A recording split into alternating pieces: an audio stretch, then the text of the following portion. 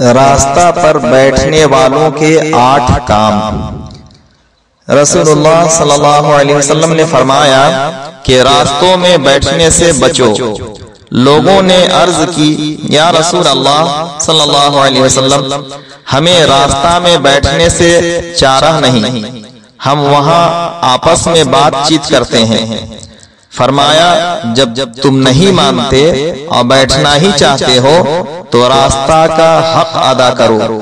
لوگوں نے عرض کی راستہ کا حق کیا ہے؟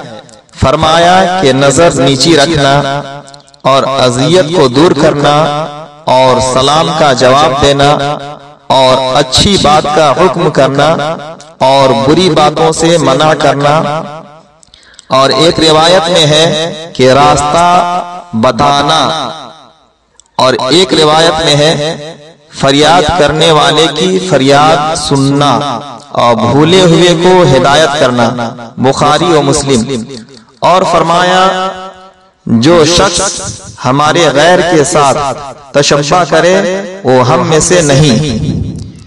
یہود و نصارہ کے ساتھ تشبہ نہ کرو۔ یہودیوں کا سلام انگلیوں کے اشارے سے ہے اور نصارہ کا سلام ہتھیلیوں کے اشارے سے ہے، ترمذی۔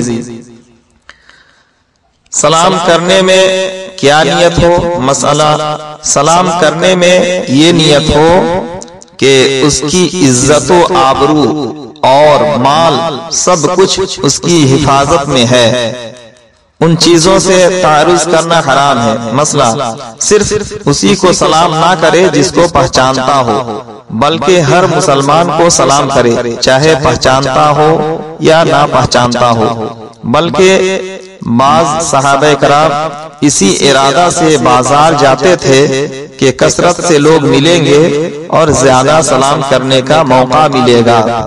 مسئلہ، سلام کا جواب فوراً دینا واجب ہے، بلا عذر تاخیر کی تو گناہگار ہوگا، اور یہ گناہ جواب دینے سے دفع نہ ہوگا بلکہ توبہ کرنی ہوگی۔